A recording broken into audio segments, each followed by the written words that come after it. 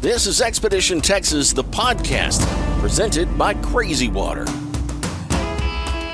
Hello and welcome once again to Expedition Texas, the podcast. I'm Bob Mauldin, the host of this and, of course, Expedition Texas on TV. We have a very special show for you today, one that I'm kind of surprised we were able to get together, sort of. We'll tell you exactly how that all is pulled together here in just a moment when we introduce our guests to you. But first, I want to tell you, of course, Expedition Texas, the podcast, is presented each and every time by our friends over at Crazy Water, the best thing to ever come out of the ground in Mineral Wells, Texas. Crazy Water, of course, that mineral water that they are so famous for, the famous water company, your presenting sponsor here on Expedition Texas, the podcast. And big thanks to the Kilgore East Texas Oil Museum. They are also a sponsor of the show here. Some big things coming there. We'll tell you all about that here a little bit later on, more about the museum to come. But today I'm very excited about this particular episode because of a few things. The main thing is our guests. The other thing is we're going all the way back and talking about season 1 of Expedition Texas. The first season, we didn't really know what we were doing. We just kind of went out there and did it anyway. And so the first season, and it's also the only season of our show that's available as a DVD set. Which is kind of cool because you can actually watch a lot of the things that we're talking about on this DVD set, which you can get at the store at expeditiontexas.tv. But first, I want to go ahead and get everybody's mics on and ready to go here because this is the part where I get to introduce you to some really special people to me.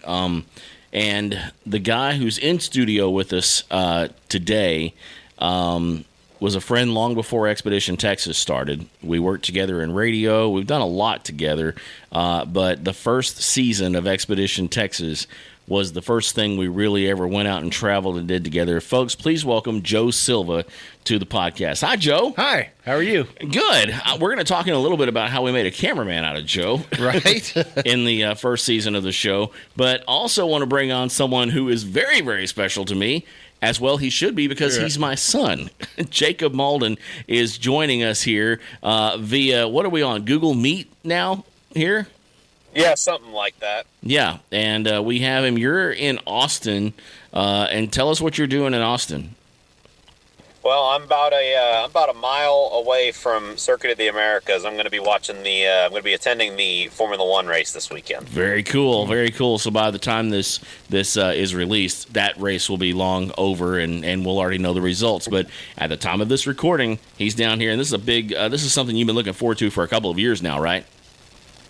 Yeah, I've been wanting to go to one for quite a while. They're just there's something you got to save up for. Definitely. Yeah. So, Joe, last time I guess you saw Jacob was when we went on that expedition. The first year we went and shot, I think, 4 or 5 episodes over the course of a long weekend, and he was 12. You're right. And he's not 12 anymore. I don't know if you can tell that. Jacob is now, which we're seeing Jacob here. You're seeing him on your own screen there when Denise switches to him. And another thing, an interesting thing I want to point out is that the producer of this podcast, also a producer on Harvey's Festival of Fear, which we produced in this studio as well, is someone that's pretty special to you. Yes, she is. Yeah, tell me, how is it that Denise Bell has anything to do with Joe Silva? How is that? She's my exceptional daughter. Exceptional daughter. Yes, she is highly exceptional, and she is the producer of this podcast. She's the one making everything work behind the scenes, and she's done that for a lot of things with us over the years. Yes. And so very excited to have her, and because of her, we now have you in studio. Right. And you are a busy man. Jacob's so busy he couldn't even be here in the studio. He's joining us from, it looks like his truck. You're not driving or anything, are you? No. Okay. I'm parked. Okay, good. Clear that up right away. We want to talk about the first season of Expedition Texas. I think is special and unique because when I say we didn't know what we were doing, we didn't know what we were doing. No, we didn't.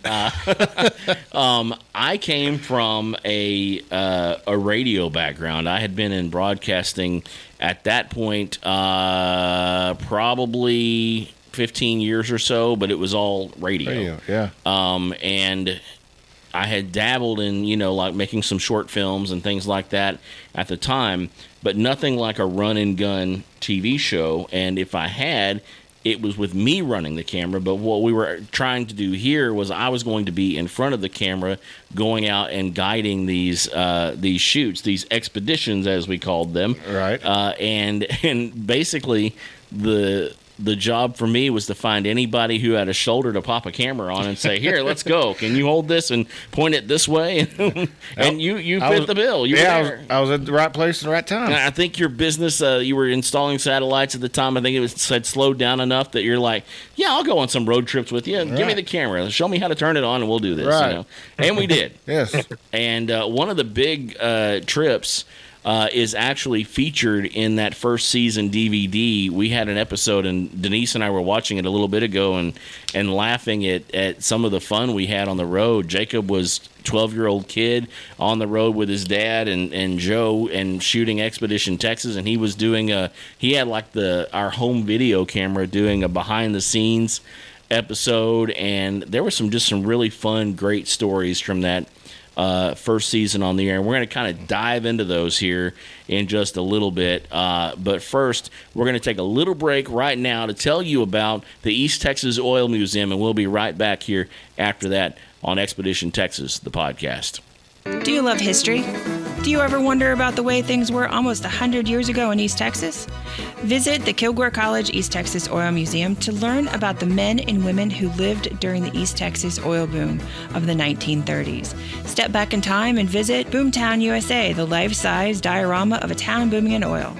Step inside the general store and visit the shopkeeper. Head to the theater to watch the Great Oil Boom movie. And no visit would be complete without taking a quick journey on the elevator ride to the center of the earth to learn about all of the geology of the East Texas oil field. The East Texas Oil Museum is now open Monday through Saturday from 9 a.m. to 5 p.m. with last entry at 4 p.m. For more information, visit kilgore.edu/oil museum or find us on all the socials. Well, as you know, we're brought to you by Crazy Water, the famous water company out of Mineral Wells. The waters of Mineral Wells, Texas have been making folks feel good inside and out since 1881. Since, as rumor has it, a crazy lady was hanging out by the well in Mineral Wells, and they started giving her cups of water when they would come draw up water for the day, and she slowly and miraculously got better. And so many other reasons. People came from all around. And it wasn't just the crazy stories. It was the people that were actually had actual feeling better and healing because of the water in the ground in Mineral Wells, Texas. It maybe is because of a crazy lady, or maybe it's just the fact that it has all the right minerals and vitamins in it that you need. Crazy Water. Either way, whether you enjoy it in the bottle or right there by going to visit in Mineral Wells, Texas, you're crazy not to try it. Crazy Water. Number 4, my favorite. Get your own based on mineral content, which they lay out for you on the back of the label there. And Crazy Water presents Expedition Texas, the podcast, each and every week, and we thank them so much for being a part of this. And I wanted to get all the business out of the way early so that we could dive in, guys. We haven't had a chance to sit and talk in a really long time. And Jacob, I think the story actually begins with you.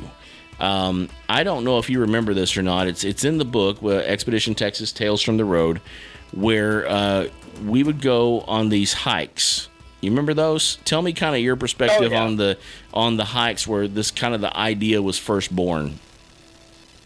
Well, the other two brothers were always the adventurous ones. I was the shut-in, but whenever I did go on those, we'd always, go back up in there and just always, go back up in there and find stuff and, just go out looking, go out exploring.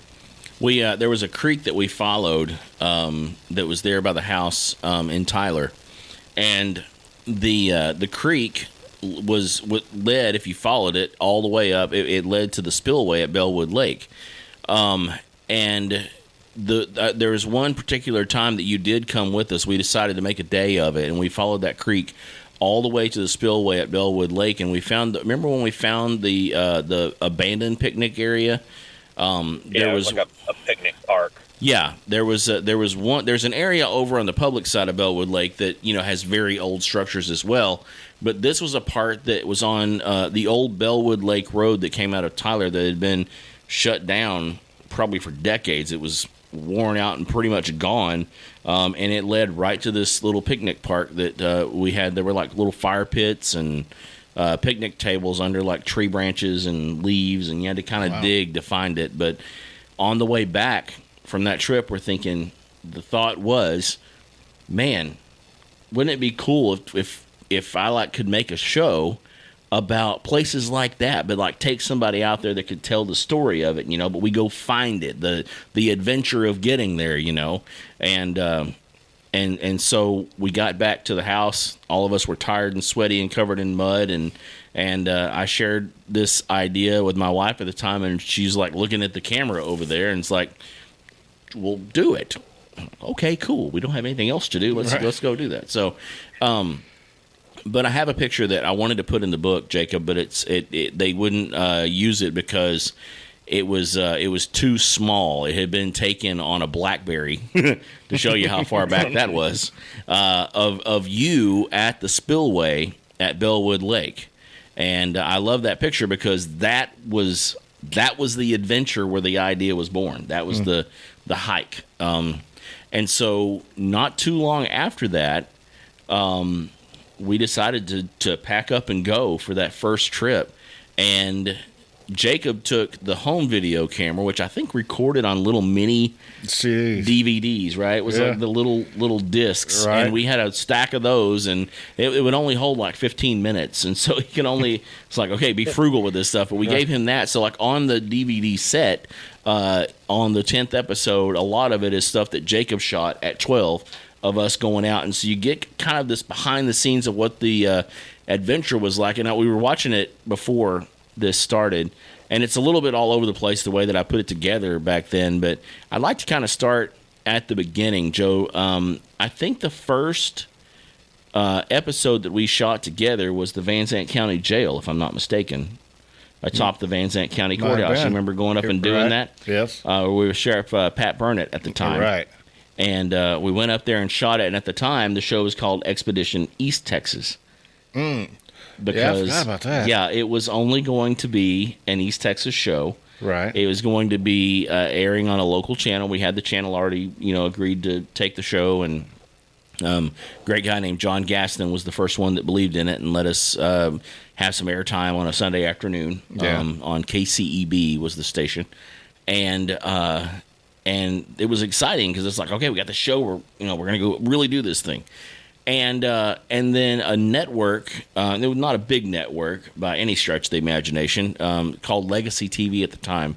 I believe they still air the show, but I don't think they're called Legacy TV anymore. But they wanted the show, but they wanted something less regional. And so we had shot the Van Zandt County Jail episode. Right. We had taken, we had put the camera on somebody else's shoulder and went and shot the one at Kilo Monument. So we did that for the first episode. And those were both East Texas locations because we were going to just do it in East Texas. And then this network says they want something less regional. And then it's like, okay, so like, what about Texas? And they're like, yeah, Expedition Texas. That has a good ring to it. Yeah. Take the East out of it, and let's just do Expedition Texas. And so that's how it became Expedition Texas. And the budget had to increase significantly because now you're traveling. Yeah, we're traveling all over the place. But and I knew I loved to travel, but it wasn't until we hopped in the car that first time with you guys. And Jacob, I don't even remember how you ended up getting to go. I think. Maybe it was like a first job type situation for you. I don't know how you ended up getting to go on that, but we were gone. Like, it was a very long weekend. We shot like 4 or 5 episodes that weekend. You remember how you? Oh yeah. How I guess you were out of school. Was this the one out of West Texas? No, it was summertime. This was the first time we rolled out. And that, Glen Rio is the one you're thinking of, where we went out to West Texas, but that was just you and Ryan. But this was the very first trip we went on. This is when we went to, let's think, New Gulf, Okay. Remember New Gulf? Yes. I've watched some of these this afternoon while we're getting ready for this. So New Gulf, we went there. We went on to Houston and stayed there. I believe. Let's see. We went on from there. Why am I sitting here trying to remember this stuff? I have the DVD right here. I know. Oil Springs in Nacogdoches. Remember that? Yes. Then we stayed at the. Yeah, we stayed at the Fredonia. We met Ab Abernathy there and went out and saw the place where the oil basically bubbles up out of the ground, up through the ground, come a bubbling crude, right? And in Oil Springs, and it was in the creek. I need to move. Right? Yeah, it's just you could poke a straw in the ground and make money out there. Right. But yeah, and so we went to Oil Springs. So we stayed at the Fredonia. We went there. We went to let's see, we were in San Antonio, and that which when we went to visit Father Cussword. Remember him? That's what Jacob ended up calling him, Father Cussword, who was who we learned a lot by going to visit him at Mission San Juan Capistrano. We shot a lot at the hotel in San Antonio because it was so nice. Yeah, it was when I first discovered my favorite app. I can't give them a plug unless they're a sponsor, so we won't talk about them. But my favorite app for booking hotel rooms, and like it's a hit or miss, and that one was a definite hit. Like we were downtown San Antonio in a parking garage, and I was able to go out and explore the Riverwalk early in the morning. And if you stepped over where people had vomited the night before, it was really nice. Avoided those areas. Early in the morning is a different scene on the Riverwalk, I tell you what. So, Joe, do you have any memories from that first season on the road doing Expedition Texas, other than it was freaking hot? Right, yeah. Yeah, it was extremely hot. Yeah. One that you didn't bring up was the one locally, the Athens, the monkey cages. Yes. Yeah. I don't think Jacob went with us on that one, but that was one of the early ones where I'm like, here, put the camera on your shoulder, let's go. Yes. And we explored the woods forever. Yes, it took us forever to find it. And it was one of the ones where we learned a lot of lessons that first season. Yes. First of all, always go with someone who knows where you're headed. Mm-hmm. Yeah, yes. Learn that from the monkey cage situation. And the other one is, just plan a little bit. Exactly. Always have a guide. But like the one thing we learned from that one was like, it was a rumor, that we kind of substantiated because we were able to find the owner of the property. He actually officed in Tyler, not far from where we're sitting right now. So I had him sign written permission to let us go on the property, but we went on the property, and he basically had bought it sight unseen. He didn't even know what all was on the property. and so we went on the property sight unseen with a rumor that there was this massive monkey cage and that like these people had a zoo and their graves are in there somewhere. We actually did have a guide. We did. Yeah, Randy from the paper there, right? Yes. And but he couldn't. He only took us to the graves. I don't know if he wasn't feeling good that day or what. He only took us to the graves. Yeah, because he ended up leaving. Yeah, he left, and we had to search the rest of the thing by ourselves. Yeah. And he didn't even know for sure if the monkey cages were really there. Right. And so we're out there, and we're thinking, well, so maybe they're here, maybe they're not. And we're just walking through the woods trying to find them for hours. Yes. And so we have tons of footage of that trip. Us walking through the woods, me talking to the camera, and trying to tell some sort of a story with this thing. A lot of it was done voiceover and overdubs later on, but yeah. So eventually, though, we take the right path, and we found them, and they really were there. But it took hours of walking through the woods, and we're so tired, and and it's one thing for me to go do it, but then I'm like, okay, Joe, you go up there and shoot back this way, and so Joe's going first, and he's going and clearing out all the snakes on us, right? And then so that was I guess probably the second time we'd gone out, probably because we did the jail thing first, which is a pretty subdued. Compared to the hiking through the woods looking for what might be there and what might not be. Right. But yeah, then we take off. So we I think it was like an old Nissan Altima that we had at the time, and loaded all the stuff in the back of it. And Jacob's kind of shooting video as we go.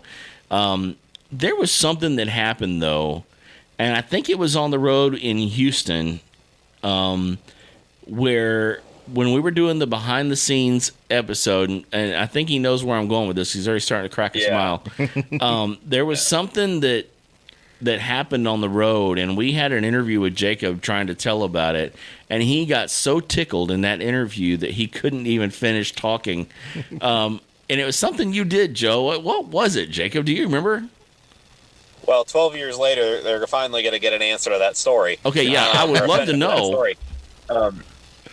So what had happened, from what I remember, what had happened was we were driving in Houston, and you know how excellent the people in Houston drive. Well, they might be watching this, so they drive wonderfully, Jacob. So they do. Hi, Houston. They do. Yes. Excellent. Houston's good. But anyways, we got cut off by somebody. Yes. And somebody very dangerously cut us off, didn't know we were there, cut us off. Yeah. And so, we're sitting over there kind of grumbling at them, and Joe pulls out his phone, acts like he's going to take a picture of their license plate, and that cracked me up for some reason. And that had me in a heap. I don't know you were. why, but it was. Well, 12-year-old sense of humor and the phone taking a picture. Right. But then later on, I believe we actually talked to Joe about that, and that wasn't what you were trying to do at all, was it?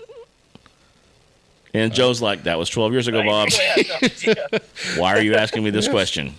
You didn't tell me we were talking about stuff that happened 12 years ago. Do you remember that one time you pulled out your phone 12 years ago? Right, exactly. What were you trying to do? And it was in Houston. We know that much. Yeah. No, but Jacob remembers it because he could barely get through the story without laughing about it so hard. But I think we actually figured out that you were just pulling out your phone to text Ashley or something. You're right. It looked like I was going to take a picture. Yeah, and he got so cracked up about that. But so let's talk about some of the places, though, that we went on that trip. And I want to start, one of the things that the show has always, since the beginning, tried to do is we wanted to take the camera places that people can't usually go. Right. And we want to do it, obviously, with permission. We're not doing urban exploration or, traipsing off into someone's property without getting permission, like we did when we went off to the Bellwood Lake. But with the show, we wanted to be legit about it, and we wanted to go explore these places and take the cameras into places that people couldn't go themselves. And so some of the places that we went that first season definitely kind of epitomized that. And I think the biggest and most epic of all, and I still tell stories about this to this day, is New Gulf. And New Gulf was this company town because back then, if a company came in and had a mining operation, which is what they had there, or a sulfur operation, they would mine the sulfur and bring it there to be purified or whatever it is they did to it there. There'd be a town built up around it, and New Gulf was like this little town that was built up around this mining operation where they got all this sulfur out of the ground. And we went there with a guy, and I remember because it was a hard sell the first season trying to get anybody to understand what it was we were trying to do with Expedition Texas. Well, you're still learning too at the same time, so it's hard for you to sell it. It's hard to explain. I want to come look at your abandoned, falling down building and tell the story of it. Right. Because when I called the guy, he was like, there's nothing there. And I'm like, but I've seen pictures of what's left there. And he's like, yeah, but nobody goes out there anymore. I'm like, I know. That's why we want to go. And so they had a Wharton County museum there, and he's like, well, I'll show you the museum. I'm like, okay, that's fine, but I also want to go out to the place. Site, And at the time, I'm sure that the pictures that were posted online were people who snuck out there that weren't supposed to be there. But, we went with permission of the property owners at the time and went out there with him. And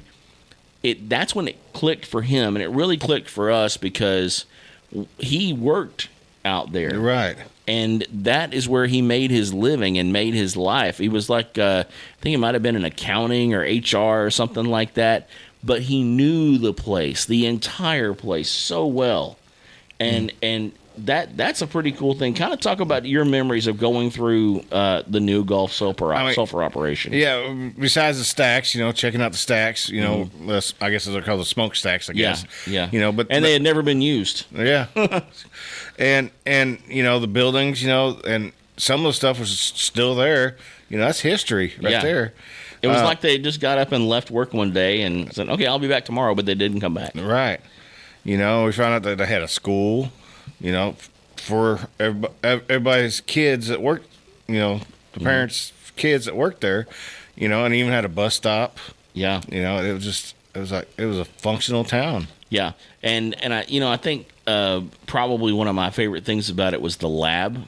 When we went into the lab, there were still samples of sulfur and still chemicals in the refrigerators that hadn't been turned on in decades. Yeah. Jacob, do you remember anything about New Gulf? Yeah, correct me if I'm wrong, but I believe it was that lab that you were talking about. There was like just a thin layer of sulfur over everything. Mm-hmm. I may be wrong. I may be thinking of something totally different. I believe so. Yeah. You could kind of swipe your finger on it, and it was just white powder like chalk. Yeah. Mm-hmm. But that was one thing I very much remember in the smokestacks too. Yeah. Just going up in there and looking all the way up. A couple of things about those. I don't know if you guys remember this, but when we were walking through one of the rooms, he picks up this item that looks like the lid to a garbage can, like a plastic garbage can lid, and he picks it up by the handle on top. And I had like a plug on one side of it. And he says, you know what this is? You know where I'm going with this? He picks that thing and says, you know what this is? And I said, no. And he says, hard drive. Oh, yeah. It was as big around as like a trash can lid and in a plastic container. And he said, hard drive, 20 megs. You had to take it down to the bank and dump it at the end of the day, each and every day on the mainframe computer. And that's how they did all of their spreadsheets and everything they had to do for the day. But a day's work at one business would fill it up. Wow. And they had to go dump it at the end of every day. That plus, you talked about the sulfur that was in there. One thing that I thought was fascinating about New Gulf was the computers. Because, they quit functioning as a business in the 80s. So you had the desktops, which were workstations connected to a larger computer somewhere else, but all those workstations that were still in various rooms around there. Yeah. The vault where they were still, and he pulled them out for us, and we looked at the plans for so many of the machines that were used at that site. It was so cool and so fascinating to see. And I learned really quickly with that one, this is the kind of stuff we want to feature on this show. I mean, we had done some cool things. I mean, the jail was cool, and Kilo Monument was awesome, and the hiking through the woods made for an entertaining episode, watching us walk around basically trying to figure out what we're doing. But that one for me was the one that told me this is what we need to be doing, right? Because it's what the show was really about, and I've tried to do as well or better than that one every time we go out. And sometimes we hit the mark and sometimes we don't. But the fact that one had so much still there. Mm-hmm. And anytime you can go into a place like that and it looks like they just turned the lights off and went home one day and never came back, it's like a time capsule. Right. And we're getting to crack the door open for the first time and go in there and see that. One thing we found out on the road too, and there's a little blip about this on the behind the scenes video. I think you shot this, Jacob. I didn't know the camera was rolling at the time, but some of these long road trips, the bathroom breaks, and so we were on some long road, and it was many, many miles, and Jacob, I guess, had the camera rolling, and I needed a bathroom break, so I ran back under the bridge. I knew that was going to come up. You remember that, Jacob? You remember yeah. I mean, just anytime it's just planning. That's like the thing. It's like planning. And, I was talking to Denise about producing some episodes for us of this upcoming season, and I'm like, It's the planning. That's mainly what the producer does on that, because I was not always the best about the planning. I could get us a good deal on hotels, though. Right. But let's see. Moving on from there, we went on down the road, and this is where we get into, I believe it was San Antonio, where we went from Houston to San Antonio, and we did the story on Mission San Juan Capistrano. Right. Yeah, that's right. And that's another thing about the show. It's like everybody has been to the Alamo. If you've been to San Antonio, I mean, if you're a real Texan, you've been to the Alamo, right? Mm-hmm. And you'll remember it. Yes. So we went on the road and went to the Mission San Juan Capistrano, because like I said, it's off the beaten path. It's kind of lost history. There was construction started on it in the 1700s, and it was not completed. So there's part of this big mission out there that was incomplete. You remember the ruins of Mission San Juan Capistrano? Right. Yeah. And our guide there they had a small mission that was there, and they would have mass there. And I don't know where they would meet. We didn't go into that part of it. But remember, we went into his was this living quarters? I guess so, yeah. And he made the joke. This was not our joke. He called it the oldest bachelor pad in Texas. Right. Because it had been built in the 1700s. Great joke, by the way. Yeah. And because he was the priest. And, so oldest bachelor pad in Texas. And I learned something that day that I didn't know about priests, that they do have beer on hand, because we were offered one. And that they can cuss a little bit, probably not too much, a lot. But, as long as you do your Hail Marys, right? Do you remember him telling the story about the people dropping off the dog, Jacob? That's what he was. That's what he was upset about when he was telling us the story, because they were kind of out in the country and people were dumping dogs out there. Oh yeah. And that's where a ton of dogs out there. Yeah, and that's where the name calling and the name Father Cussword came from. Is he because Jacob named him that, and he didn't know this, but yeah, Jacob came up with that name for him because he was telling the story about people dumping their dogs out, like getting rid of dogs out there by their place, and I guess they thought that they would just take them in and minister to them like they did the people. All right. I mean, that makes sense, right? Save a dog. Yeah. This is crazy good water. You like it? Yes. Good. I like it too. Yeah. Crazy Water Mineral Wells, our sponsor here, title sponsor on the show. Jacob, I'm telling you need to go to HEB since you're in Austin. That's where they have them there. I think Kroger That's too. my next stop. Is it good? Yeah. You need the big ones though. That's because we got the small ones so they would fit in people's hands better on the set. Last time we had them, they'll think they're like a jug of water. Wow. Yeah. And so I told Carol at Crazy Water we needed some of the smaller ones. Like they have these at the Crazy Water bar in Mineral Wells, and we told her that we needed to have the smaller ones because I feel like people are going to drop them, and then you'd break a toe or something. Right. Yeah.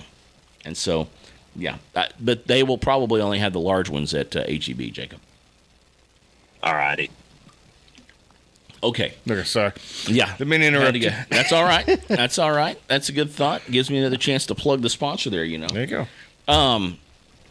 Let's see. Where did we go from there? San Antonio.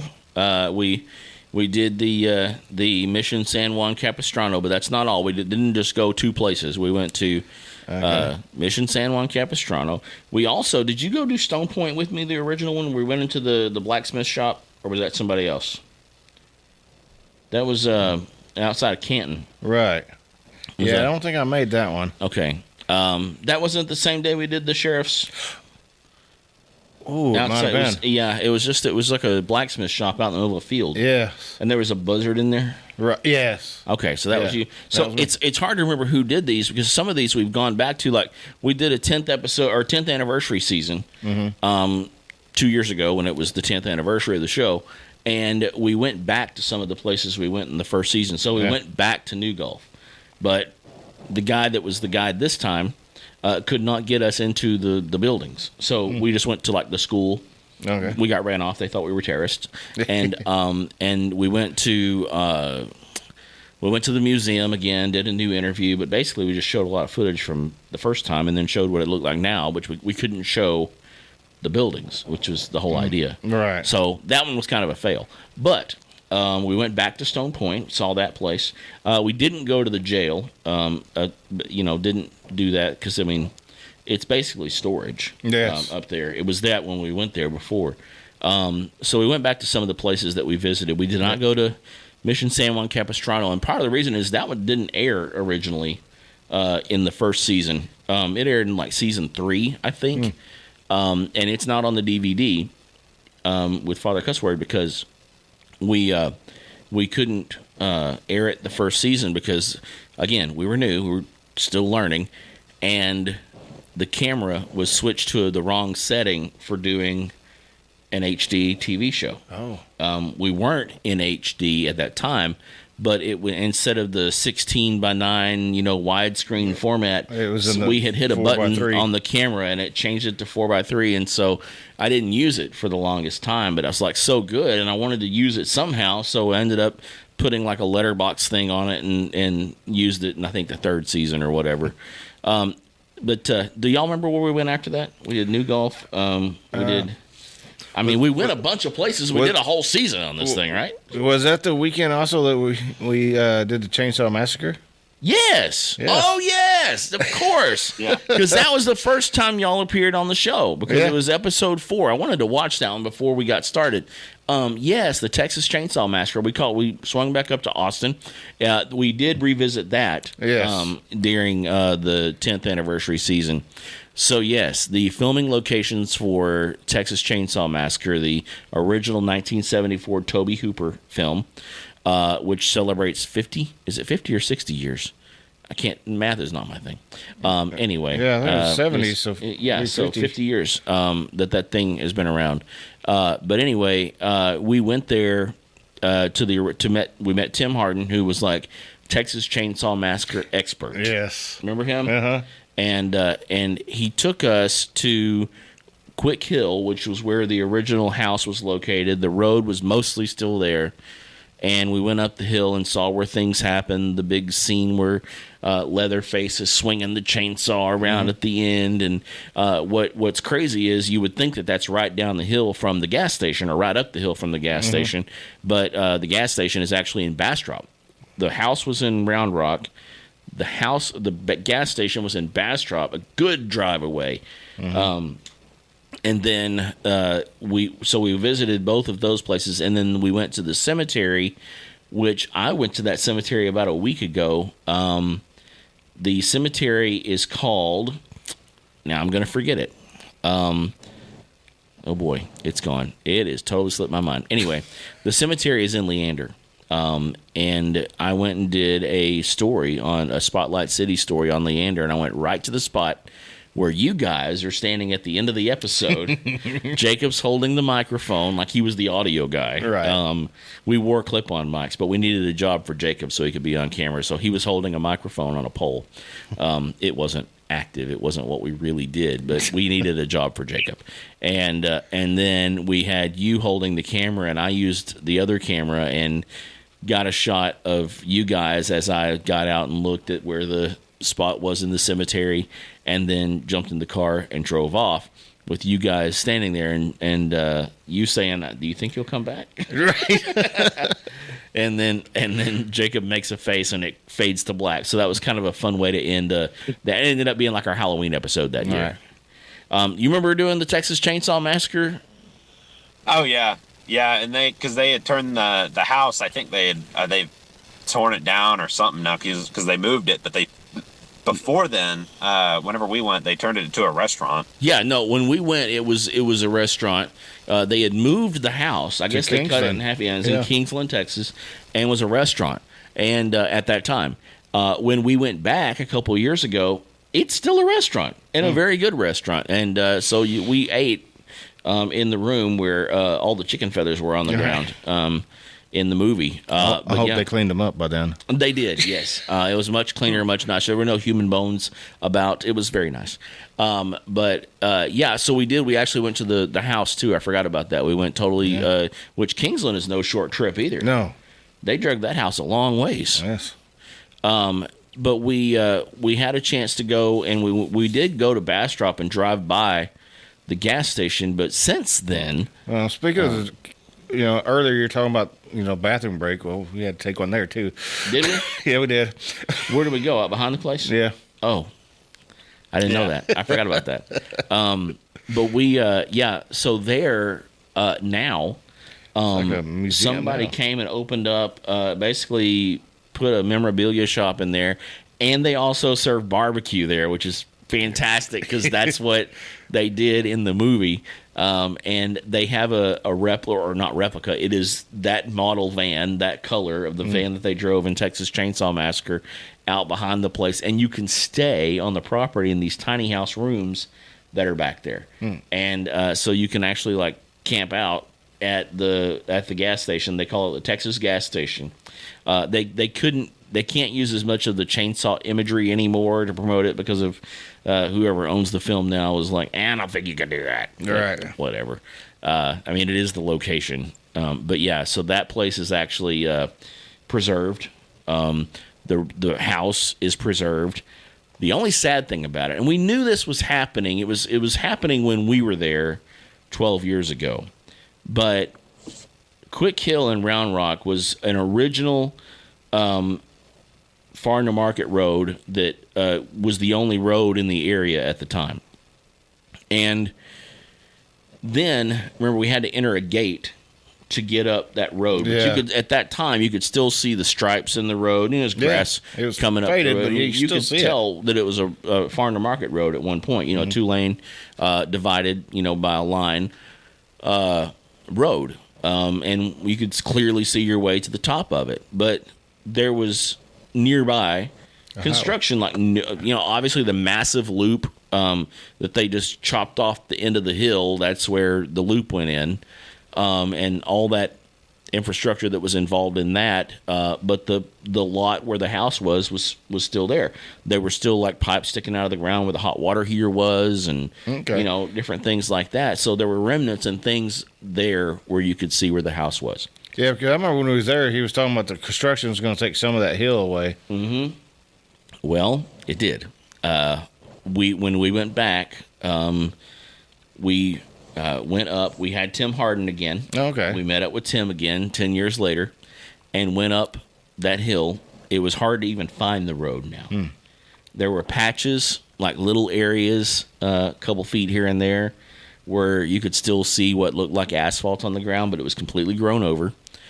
Weren't even really sure we were on the right path. Tim knew we were on the right path.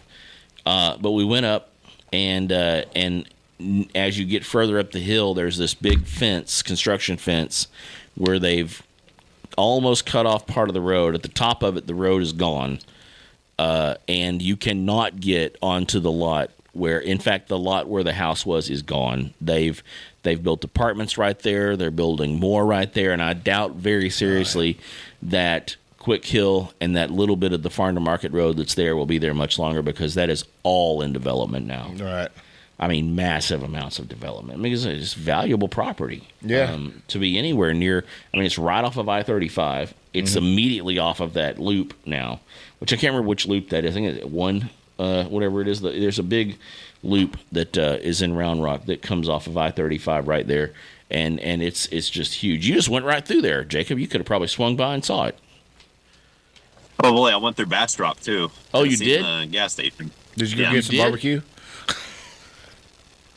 No, not this time. I didn't get that close to it. I was just kind of in the edge of it. Did you see the gas station, though? No, I didn't. Oh, okay. I didn't know if it'd be on that route you were on or not. I talked to Jacob earlier today when he was on his way, and I didn't. I knew you kind of went the way we've been a few times when we go down that direction, but I didn't know if you had passed the gas station or not.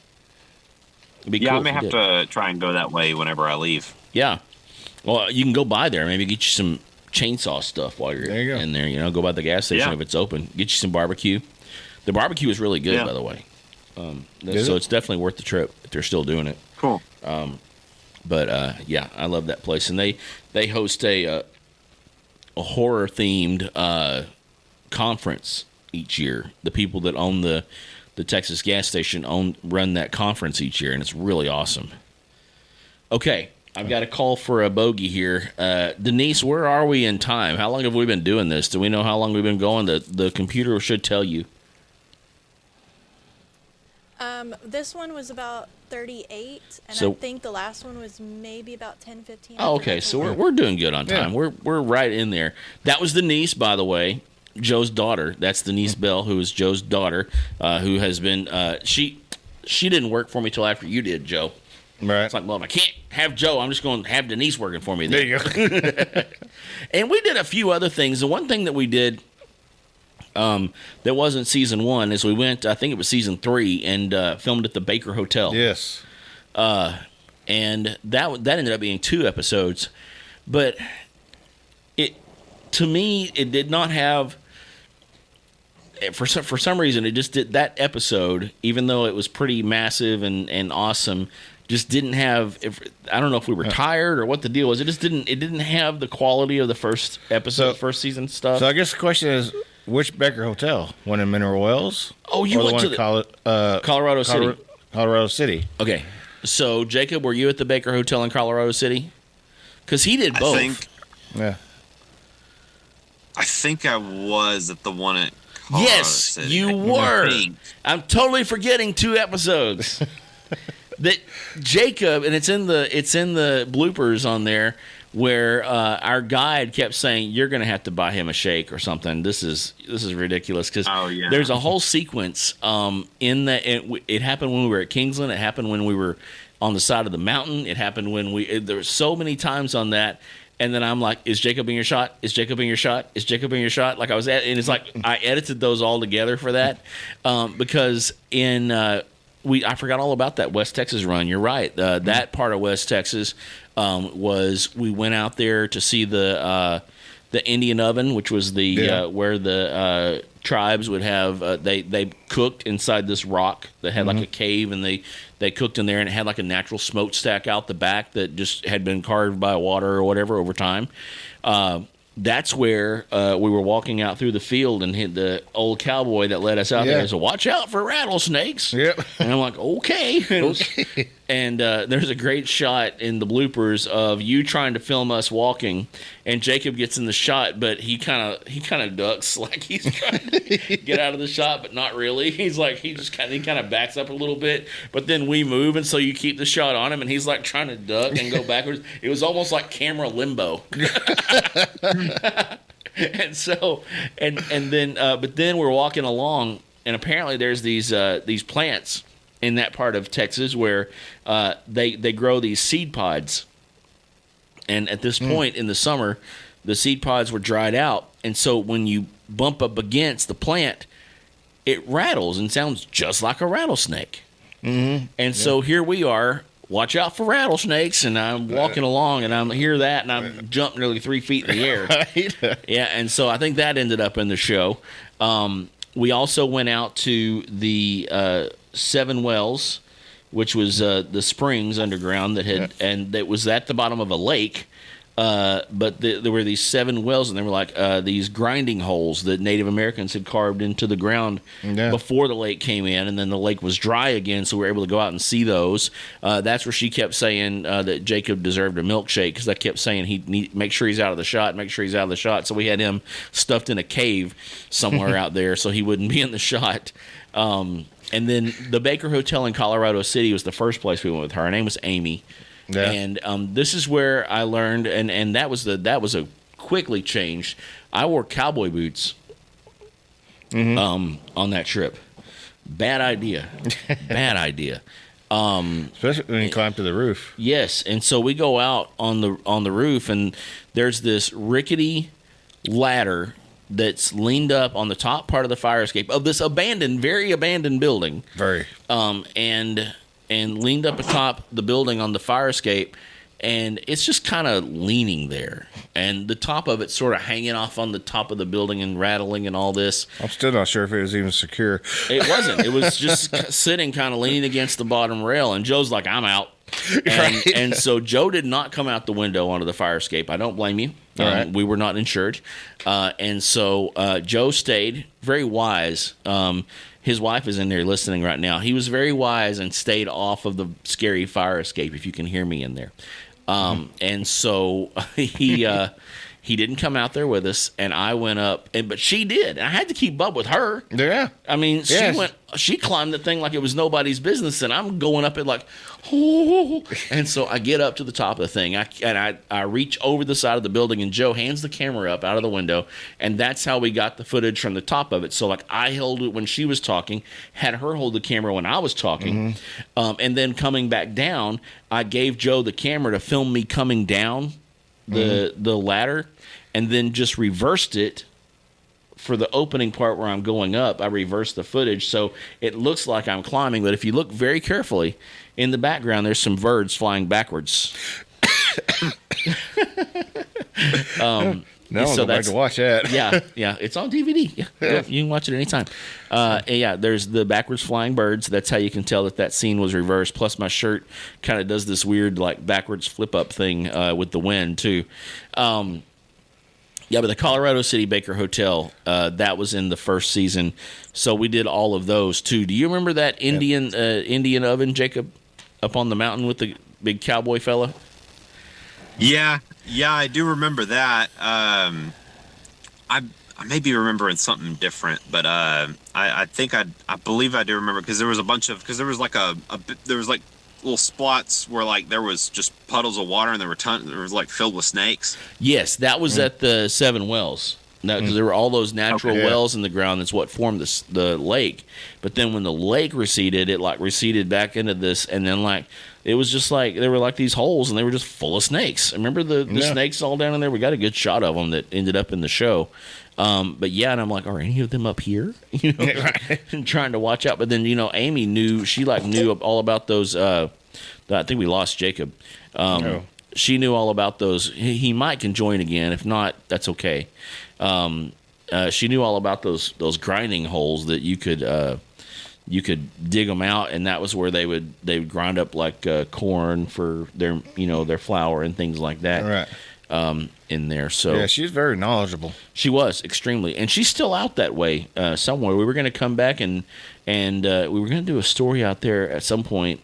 It might have been for that 10th anniversary season. We just couldn't line it up. Right. We were going to go out there and revisit those three places. Joe, I still have that camera. Really? That and I kept it because we went HD the second season. And so that camera was obsolete as far as the show is concerned. But there was just something about the way that we shot with it and we rigged it up that it meant a lot to me to keep it. And so I still have it. It's up, and I'll pull it out later to show you. It's in storage in the studio control room in there. And it's that you'll just have to put it in your hands again. It'll probably bring back even more memories. We may have to do this again. Right. But I guess we have lost Jacob for good. I don't think he's coming back. But backing up towards the Baker Hotel when you was climbing up on the roof. Yeah. Do you remember what you told me? I do not. No matter what happens. Oh yeah. Keep it rolling. I did.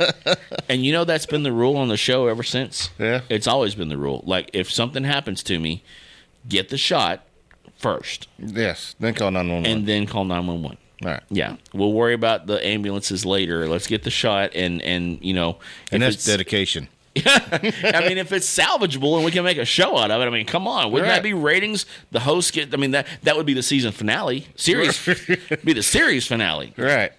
Well, folks, we hope you've enjoyed it. Expedition Texas for the last 12 years, but the host is dead now and can't continue. So we hope you enjoy this final episode called Bob Goes Splat.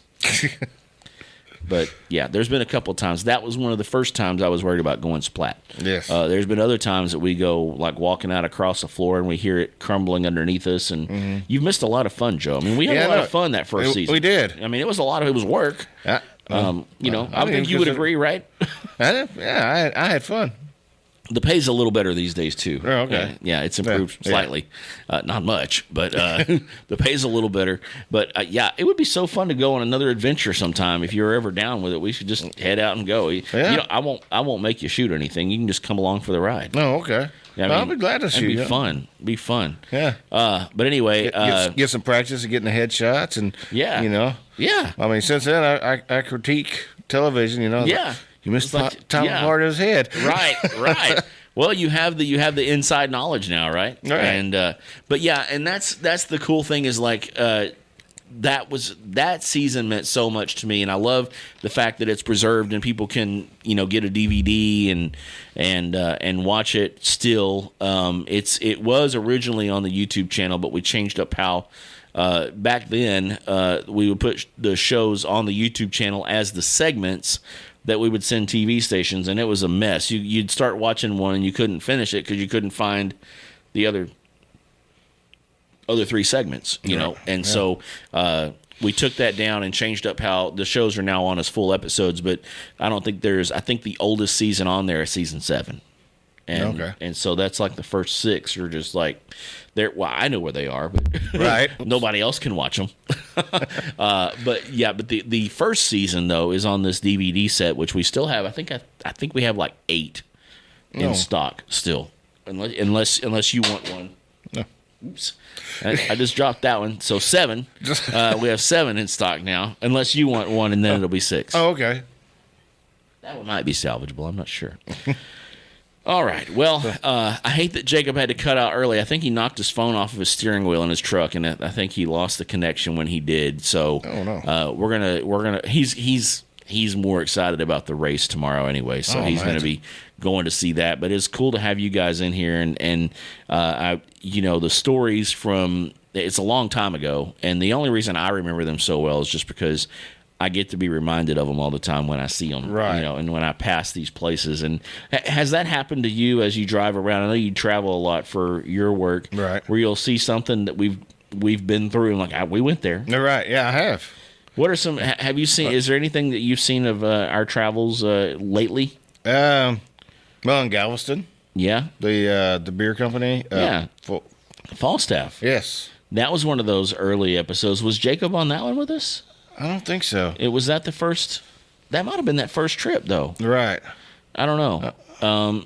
Maybe it wasn't, but I know it was the first season episode. But the Falstaff Brewery, and a little cool nugget for you here.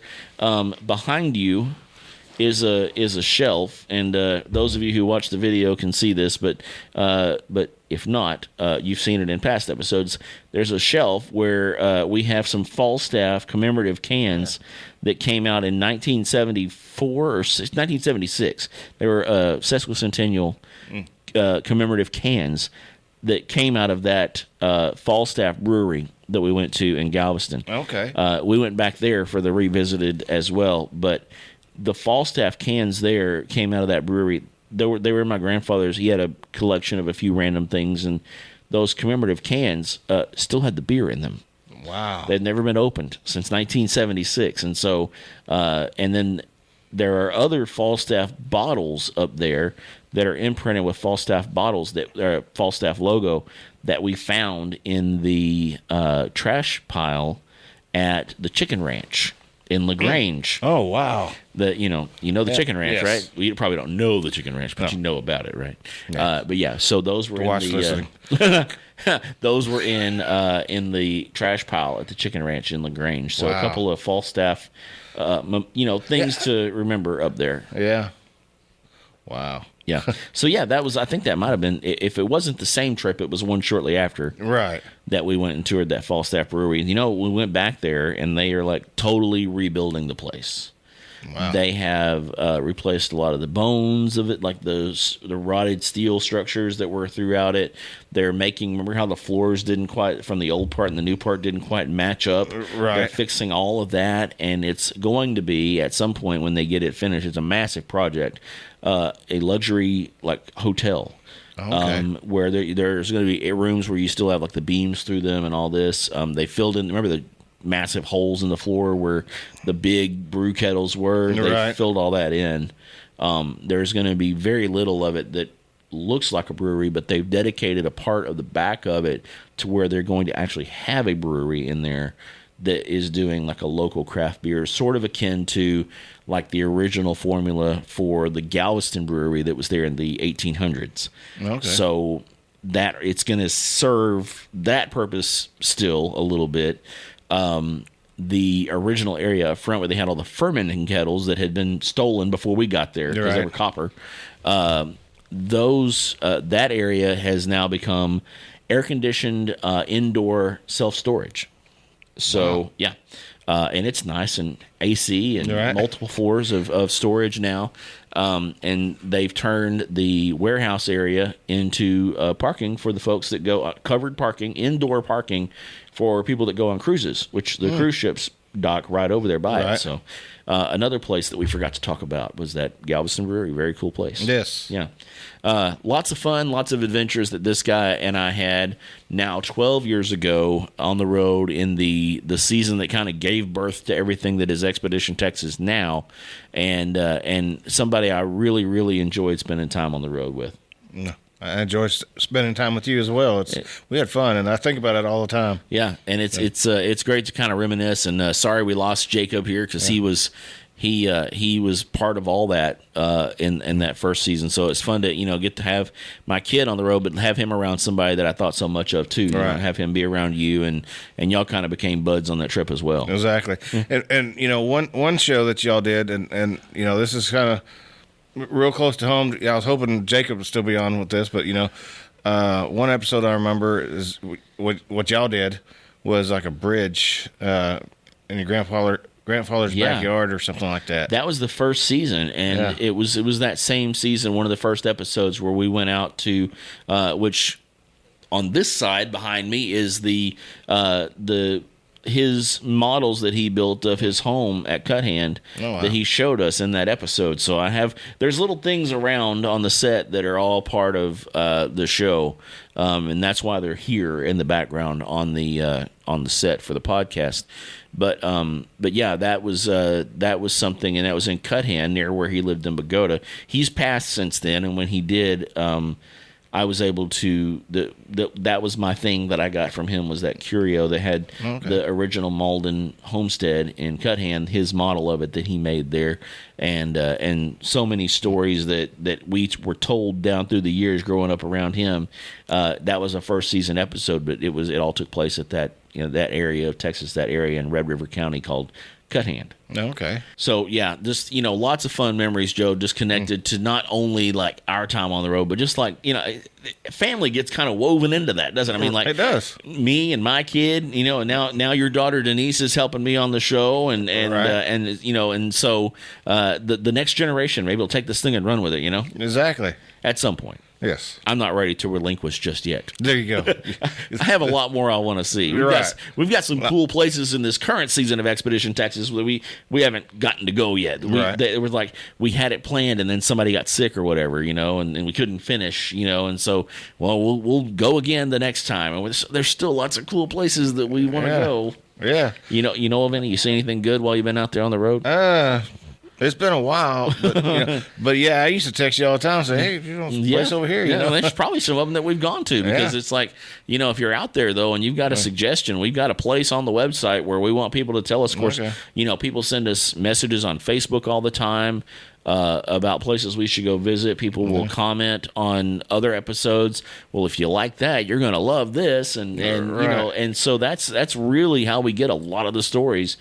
Is just that's good. You got the direct line, right? But everybody else just kind of goes in and will comment and tell us where to go check them out, and we love getting stories that way because we know that's what you want to see. Right. That's always good when you can make sure that it's what folks want to see. So that's like I know like one place Coke, Texas. There's just a building there. Kind of makes you wonder. What building was that, Yeah, one building. It was everything. It was the drugstore, the grocery store, the blacksmith shop, and the store. Yeah, it was everything. But it was. And we could probably sit here and talk through all these different stories all day long, and we do every week. So we're going to have to say goodbye for now. But Joe, thank you for taking time. I know it's not easy to make the trip into town and to come join us in the studio. And you got a lot going on these days. But thank you for taking a few minutes to come and reminisce, man. Well, I appreciate it, and I really enjoyed it. And we talked about a lot, but we still barely touched bases on I know. that full first season. Yeah, I know. There's so much to it. But Yes. you can get the first season on DVD. There's a DVD set. I believe it's 4 DVDs, a couple episodes on each one. And you can get that at expeditiontexas.tv by just clicking store there. I believe that's how you get that. And you can get that DVD, and we will deliver it right to you. However many we have left now, minus the one that I dropped. I won't try to send that one to you. And then of course the book Expedition Texas Tales from the Road is available wherever you get your books. But if you want the personalized copy where I'll sign it for you and sign it to you, you can get that also in the store at expeditiontexas.tv. So for Joe Silva, Jacob Mauldin, who joined us by video call today, my name is Bob Mauldin. Thanks to Crazy Water, our great sponsor, for bringing you this podcast each and every week.